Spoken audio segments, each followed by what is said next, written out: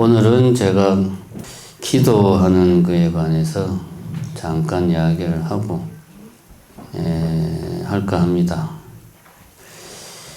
제가 옛날에 여기 계신 분들도 나이들이 많지만 저도 뭐 살다 보니까 이제 작은 나이가 아닌데 옛날에 출가하기 전에 90년대 초에 한때 저도 뭐 좀 사회에서 뭐 좀 해보려고 막 하던 시절이 좀 있었어요. 그래서 그때 요즘으로 치면은 뭐 스타트업, 뭐 벤처기업 그런 거를 선배랑 한다고 시작을 했는데 그때는 그런 말도 없었죠. 뭐 벤처기업 그런 말도. 시작을 했는데 뭐 6개월이 넘도록 영업 실적이 하나도 없었어요.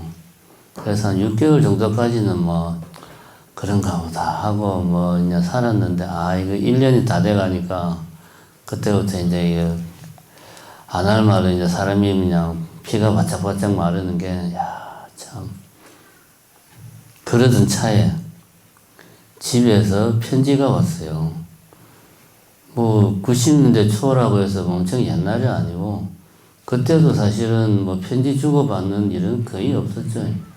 좀 드문 일인데 지금도 그렇지만 편지라고 해봐야 그때도 뭐 공과금이나 그런 거나 편지로 오지. 집에서 편지가 왔는데 뭐 열어보니까 이상한 말로 세로로 이렇게 두 줄 다 써놓은 그런 게 왔더라고요. 그러다가 이제 좀 있다가 다음 날인가 내가 전화를 했던가 뭐 하여튼 누님하고 통화를 했어요.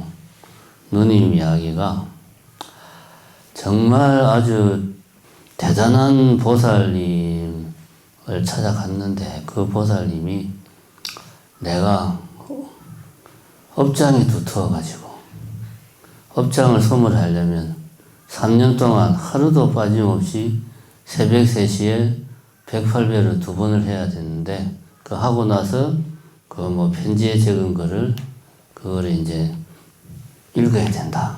그런 이야기를 하더라고요. 아니 뭐 다른 데 같았으면은 뭔 말도 안 되는 소리를 하고 있냐고 막. 제가 이제 우리 집에서는 거의 좀 약간 내놓은 자식 비슷하게 그냥 집마다 그런 자식이 있잖아요. 말 안 듣는 애. 꼭 뭐라고 말하면 소리부터 버럭 지르는 이제 그런 자식이어서 그랬을 건데 그때는 하도 일이 안 풀리니까 제가 새벽 3시에 일어날 자신은 없고 새벽 3시까지 이제 안 자고 있다가 새벽 3시에 절을 한번 해볼까. 그때는 제가 종교라는 게 없었어요. 종교 믿는 사람들은 그거는 정신력이 문제가 있는 사람들이야 하고 저는 그렇게 아주 그냥 단정을 했던 사람입니다. 그러니까 아무 쓸데없는 거야 라고 생각했던 시절입니다. 그때. 근데 오죽 답답했으면 그래서 이제 절을 한번 해볼까 하고 이제 절을 해본 적이 없으니까 절이라고 해봐야 뭐 집에서 차례 지내고 제사 지낼 때나 해봤지. 절을 한 2번 하다가 내가 지금 뭐 하고 있지? 이게 뭐 참 이런다고 뭐가 되나 하는 생각이 들면서 그냥 순간적으로 짜증이 확 나는 게 그냥 그래서 그냥 다 때려치우고 에이 안 해 그러고 말았어요. 편지 내용이 이제 나중에 지금 가만 생각해 보니까 아무 광명지는 비슷한 거였던 것 같아. 길이로 봤을 때 이상한 말을 써놨더라고. 그러니까 그랬던 것 같아요. 자, 이것도 이제 그때는 제가 뭐 불교, 기독교는 말할 것도 없고 뭐 종교 자체에 대해서 아주 적대적이었으니까 믿음 자체가 아예 없었어요. 이것도 이제 어떻게 보면은 기도라고 볼 수 있죠. 소원 성취를 해달라. 그런 의미에서 일종의 이제 업장소멸 기도죠. 나는 몰랐지만 그 대단한 보살이라는 말도 제가 머리에 들라고 그때 처음 들었어요. 그래서 보살이 그때 내가 들은 느낌으로는 약간 좀 점쟁이, 좀 무당 그런 느낌으로 이제 그런 게 있나 보다. 뭐 그런 생각을 어쨌든 했습니다. 어쨌든 뭐 업장소멸 기도죠. 굳이 따지고 보면. 그런데 그때 저 같은 경우에 그 업장소멸 기도의 문제가 뭐냐? 일단은 저는 그 기도를 안 했죠. 왜 안 했냐? 믿음이 없어. 내가 기도를 하면 누군가 그 기도를 이제 뭐 부처님이든 여호와든 알라신이든 기도를 들어주는 분이 계신데 그분에 대한 믿음이 전혀 없으니까 기도를 할 생각 자체를 안 하는 거지. 그러니까 그때 같은 경우는 문제가 뭐냐? 그 기도의 문제는 기도하는 사람이 믿음이 없어요. 그게 문제였습니다. 이거는 뭐 제 이야기를 이렇게 하니까 그건 당연히 그런 기도는 해봐야 소용이 없지라고 여러분들이 생각할 겁니다. 그죠? 또 나도 하지도 않았지만은. 근데 이제 우리 주변에 보면 이런 경우들이 제법 있어요. 주변에 절에는 안 다니는데 어떤 사람이 예를 들면 자기 그 사람 집에 뭐 딸이 요번에 뭐 아주 중요한 시험을 앞두고 있는데 그래서 딸이 너무 걱정을 많이 해서 뭐 불안해하고 하니까 엄마까지 그냥 괜히 불안해가지고 노심초사하니까 그걸 이제 보고 있던 정심사 신도가 야, 너 그러지 말고 너 딸을 위해서 정심사에 기도를 올려라. 그러면은 잘 될 거야. 그러면은 그 당사자는 불교를 안 믿는단 말이에요. 근데 그 말을 들으면 또 기가 솔깃해요. 왜냐? 그때 내같이 뭐가 지푸라기라도 잡고 싶은 심정이니까 그런가 진짜로. 그래가지고 또 그 말을 믿고 그럼 어떻게 해야 돼? 그럼 또 친절하게 또 가르쳐 주기도 하고 본인이 직접 또 정무서에 전화해가지고 뭐 시험 합격 발언 누구 카드 또 등록도 해주고 막 그렇게 하는 경우들이 있습니다. 이런 경우에 같은 맥락이죠. 그 당사자는 그 뭔가를 이루고 싶은 마음은 간절한데 그 내가 기도를 할 경우에 그 기도를 들어줄 대상에 대한 믿음이 없어. 그게 마음이 간절하니까 지푸라기라도 잡는 심정으로 그냥 해보는 거예요. 그죠? 그런 게 나쁘다는 건 아닙니다. 제가 지나고 보니까 그렇게라도 하면 마음의 위안이 되죠. 안 하는 것보다 훨씬 낫죠. 불안한 마음이 좀 그나마 다스려지니까 낫습니다. 그런데 이런 경우는 문제가 뭐냐? 믿음이 없어. 기도를 하는데 믿음이 없어. 이게 이제 제일 큰 문제다. 기도를 하는 데는 내가 이렇게 기도를 하면 부처님이든 뭐 알라든 여호와든 나의 기도를 들어주실 거야 라고 하는 믿음이 있어야 되거든. 그래야지 하기 싫어도 억지로 하고 몸이 피곤해도 하고 짜증이 나도 하고 기도를 한단 말이에요.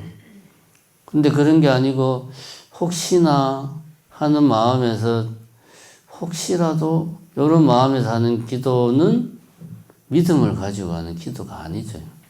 사실 우리 주변에는 종교가 없는 사람들이 우리 이제 솔직하게 이야기하면 종교가 없는 사람들 뭐 불교만 말하는 게 아닙니다. 기독교, 가톨릭 없는 사람들이 뭔가 절박한 일을 당해가지고 자기도 모르게 열심히 기도라도 하고 싶다는 마음이 생길 때가 있어요. 이런 경우에 어떤 넘어야 될 선이 뭐냐 하면 바로 그 믿음이라고 하는 턱을 넘어서야 됩니다. 그 턱을 넘어서지를 못하면 그때 절박한 그 상황이 어떤 식으로든 정리가 되고 나면 다시 원래대로 돌아가는 거죠. 그냥 평소의 일상생활로 돌아가는 겁니다. 그래서 오히려 주변에 이제 그런 분들이 있을 때는 그분이 어떤 종교를 가질 수 있는 좋은 기회예요. 그런 때가. 주변에 우리 신도분들께서 그런 분이 있으면 인도를 잘 해줘야 돼. 그러니까 평소에 어떤 일상생활에서 종교 신앙생활을 하는 게 왜 필요한지 그런 거를 좀 이야기를 해줘가지고 일상생활에서 좀 신앙생활을 할 수 있는 그런 기회를 제공해 주는 게 좋습니다. 이런 경우는 믿음이 부족하니까 그런 기도는 이기적인 기도죠. 내 절박한 마음, 내 소원을 들어줘 그냥 요것만 하는 거니까 좀 이기적인 기도죠. 제가 오늘 이 부문을 하게 된 이유는 이제 제 이야기가 아니고 며칠 전에 누가 이제 이런 이야기를 했습니다. 초등학교 5학년 딸이 있는데 전교 부회장에 출마를 했대요. 그런데 떨어졌대요. 얼마나 상심이 크겠어요. 우리야 되면 어떻고 안 되면 어때. 근데 자기한테는 그게 큰 일이겠죠. 그래서 많이 상심을 했어. 근데 여기까지는 충분히 있을 수 있는 일이에요. 요즘은 우리 때하고 다르게 학교에서 교육적인 차원에서 이렇게 반장 이런 거 뽑고 하는데 선거로 이렇게 하고 선거운동도 하고 말 들어보니까 그 선거운동할 때 공약도 이렇게 자기가 만들어가지고 공약도 막 제시하고 그렇게 한다고 그러더라고요. 아마 교육적 차원에서도 그런 걸 하는 모양인데, 우리가 생각할 때는 붙을 수도 있고, 떨어질 수도 있고, 그게 대소냐 하겠지만, 본인으로서는 큰 일이죠. 근데 문제는 뭐냐 하면, 저금마가, 어쨌든 절에 다니니까, 딸이 이제 지 딴에는 전교 부회장 출마해서 되고 싶어가지고 그냥 열심히 선거 공약도 만들고 그러고 하니까 엄마도 이제 딸이 잘 됐으면 하는 마음에서 야, 네가 그 전교 부회장 되려면은 관세음보살님한테 북해달라고 기도를 해야 돼. 또 딸이 초등학교 5학년 딸이 순진하잖아요. 그 말을 철석같이 믿고 그냥 자기 전에 관세음보살님 아침에 일어나면 관세음 지극정성으로 기도를 한 거예요. 근데 떨어진 거예요. 그래가지고 저 엄마한테 이야기한 거예요. 엄마 나 관세음보살님한테 열심히 빌었는데 왜 떨어졌어? 엄마가 할 말이 없는 거예요. 자, 이 기도는 뭐가 문제가 있을까요? 제가 이 말을 듣고 나도 할 말이 없다. 참 애한테 내가 뭐라고 이야기를 해야 그 친구가 마음을 바로잡을 수 있을까? 솔직히 저도 자신이 없습니다. 이 경우는 어떤 문제가 있을까? 우리가 한번 생각을 해봅시다. 제가 언제 한번 이야기를 한 것 같지만은 기도는 소통과 간청이라는 두 가지로 구성이 됩니다. 간청만 한다고 되는 게 아니에요. 열심히 간청이 그거잖아요. 간절하게 청하는 게 간청이에요.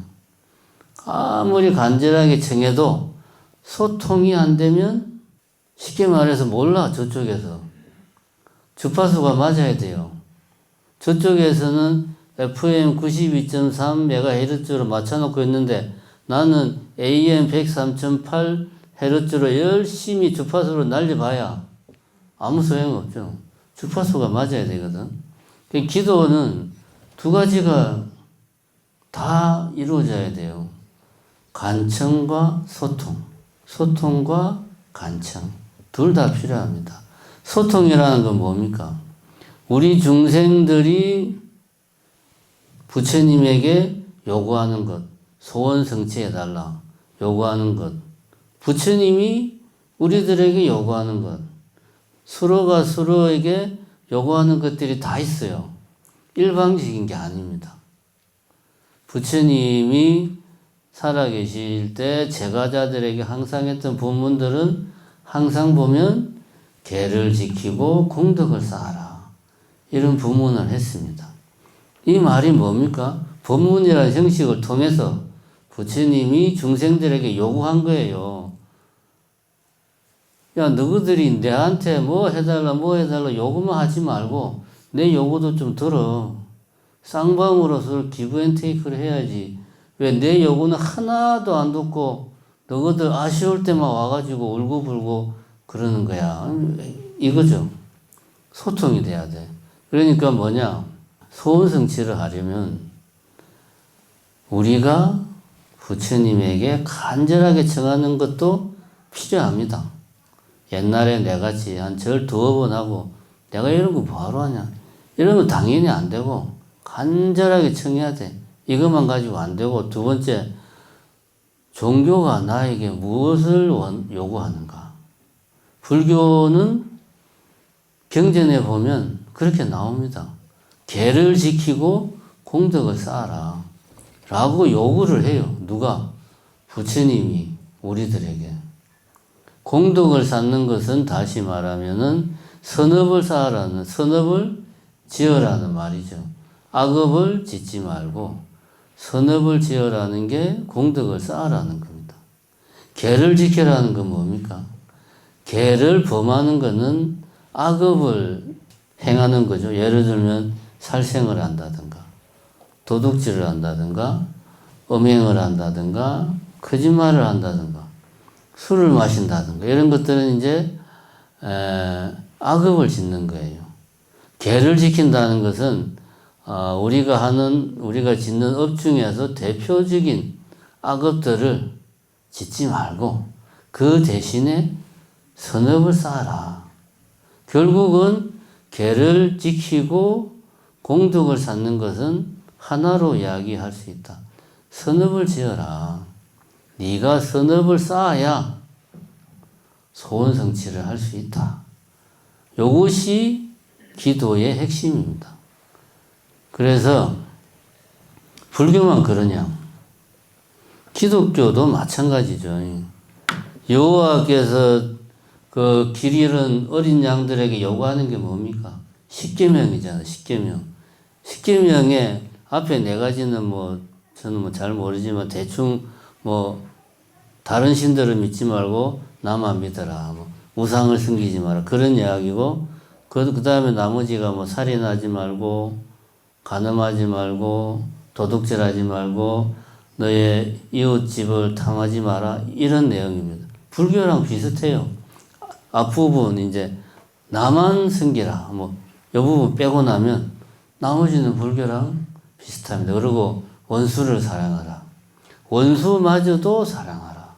이 말은 이타적인 자비심을 네가 가지고 살아라.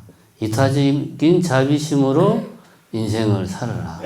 이타적인 자비심을 행사해라. 이런 거죠. 기독교도 그 신자들에게 요구하는 게 있어요. 신이. 똑같습니다. 불교식으로 말하면 선업을 쌓는 거죠. 불교식으로 말하면. 그러니까 기도는 그것이 어느 종교냐를 떠나가지고 불교식으로 말을 하면 간청만 해가지고는 반밖에 안 된다. 간청만 하면은 굳이 우리식으로 말하면 뭡니까? 복불복이에요. 재수 좋으면 되고 재수 안 되면 안 되고 그래놓고 나중에 안 되면 누구 탓을 합니까? 나는 맞지. 자기는 열심히 한 게 맞지. 열심히 했는데 안 들어준 거야. 그러면 이거는 부처님이 문제가 있거나 예수가 문제가 있거나 여호와가 문제가 있는 거지. 나는 문제가 없지. 근데 이건 사실은 자기가 반쪽만 해서 그래. 나머지 반을 해야 돼. 소통을 해야 돼. 종교가 나에게 요구하는 것을 성실히 이행을 하면서 나도 종교, 부처님이나 여호와나에게 요구를 해야 되는 거예요. 그래야지만이 이것이 딱딱 들어맞아 가지고 소원성취가 되는 겁니다. 그래서 평소에 계를 지키라고 그렇게 부처님이 강조를 하신 겁니다. 공덕을 쌓으라고 그렇게 강조를 하신 겁니다. 공덕을 쌓으라는 말이 보시를 많이 하라는 그거는 한 부분이죠. 보시를 하면은 좋은 업을 쌓는 거 맞으니까. 다른 것들이 많죠. 입으로 짓는 업, 몸으로 짓는 업, 생각으로 짓는 모든 면에서 선업을 쌓기 위해서 노력을 해라. 그러면은 네가 소원성취 이루어진다. 인연에 대한 거는 내가 노력해 줄게. 네가 할 수 있는 건 네가 열심히 해. 그런 이야기죠. 그럼 아까 말한 거 초등학생의 문제는 다른 게 아니죠. 본인은 열심히 기도를 간청을 했어. 근데 아직 불교에 대해서 잘 몰라가지고 일상생활에서 선업을 쌓기 위해서 노력하는 측면을 미처 생각을 못한 거죠. 그래서 평소에 이제 그 부모가 왜 네가 그렇게 기도를 열심히 했는데 왜 떨어졌냐? 왜 관세음보살이 네 기도를 안 들어줬냐? 그럼 이제 부모가 이제 굳이 그 자리에서 어쨌든 답을 해줘야 될 거 아니에요.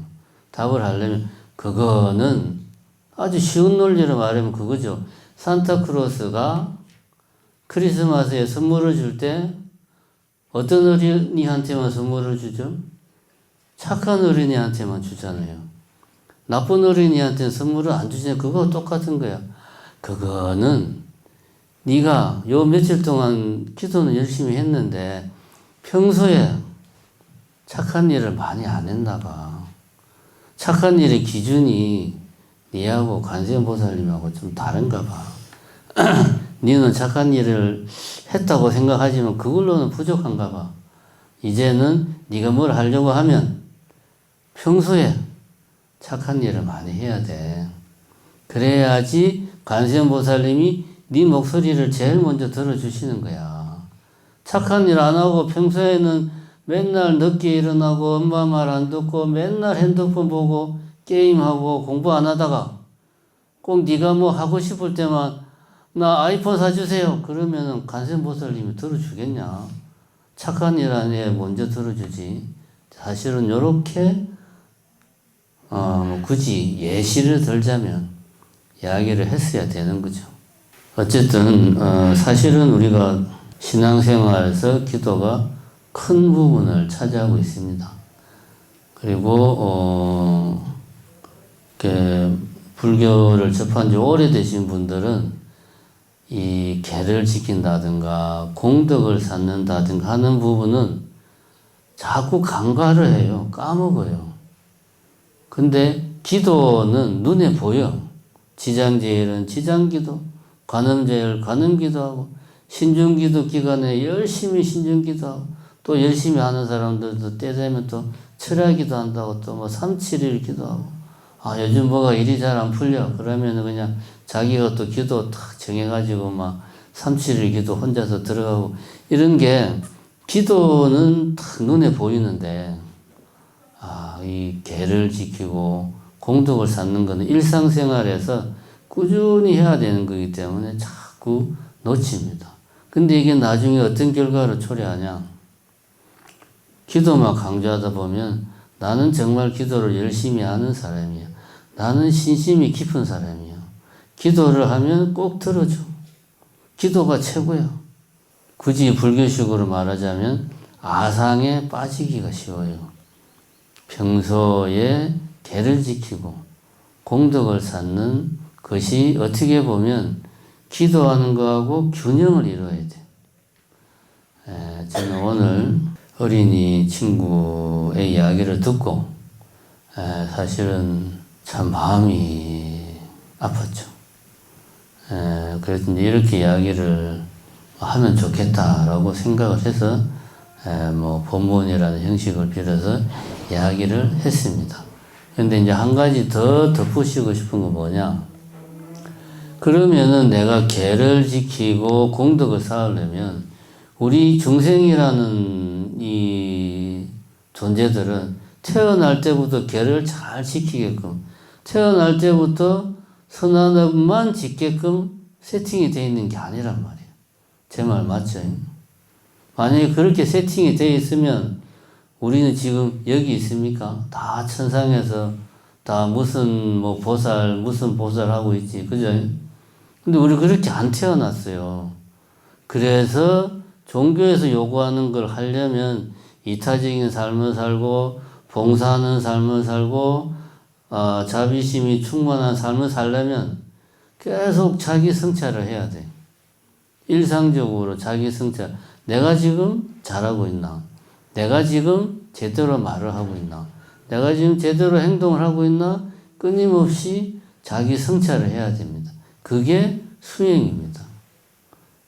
결국은 종교가 우리에게 요구하는 것은 일상생활에서 수행을 게을리하지 마라. 그런 이야기입니다. 같은 맥락이다. 열심히 수행을 하면 소원성취는 자동으로 따라온다. 왜냐? 그 소원이라고 하는 것 자체가 역시 나의 통찰, 자기 성찰의 대상이 되고 내가 이거는 탐욕이야. 이거는 필요 없는 욕심이야 라고 내 스스로 걸러낼 수가 있어요. 필요 없는 것들, 잘못된 과한 것들.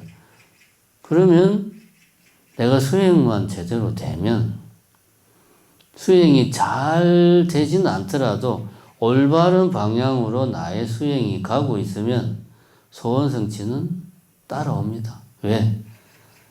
될 만한 소원만 내가 생각을 하거든. 여러분들 요즘 꼭 명심하시고, 이 말은 할까 말까 고민을 했는데, 제일 처음에 제가 90년대 초반에 업장이 두터워서 3년 동안 100일, 108배를 뭐 하루에 2번씩 해야 된다고 그 이야기를 했죠. 그럼 무슨 말도 안 되는 소리를 하냐? 그때는 그냥 다 무시를 해버렸어. 근데 그 참 희한한 게, 그러고 제가 몇 년 뒤에 출가를 했습니다. 출가를 했는데, 그 전까지는 송강사에서 새벽 예불 끝나고 108배를 안 했어요. 근데 내가 출가해서 행자 생활 시작한 지 한 3달 정도 돼가지고, 어느 날부턴가 새벽 예불 끝나고 108배를 하는 거예요.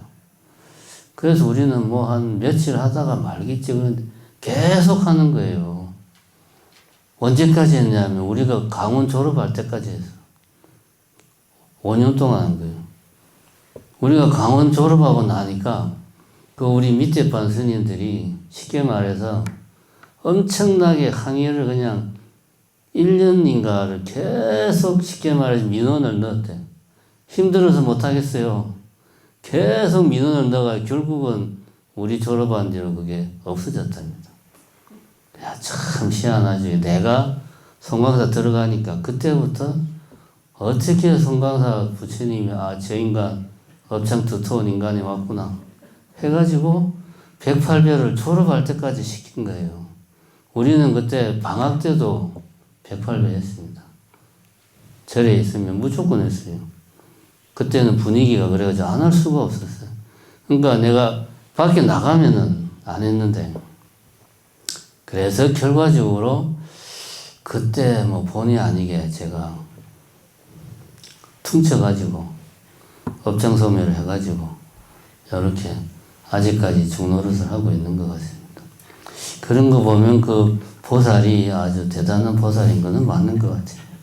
예, 요거는 여담입니다. 예, 오늘은 기도의 자격에 대해서 이야기해요. 기도를 하려면 소통과 간청, 종교가 나에게 요구하는 것을 성실히 수행하는 자만이 소원 성취를 할 자격이 있다. 이런 이야기를 했습니다. 감사합니다.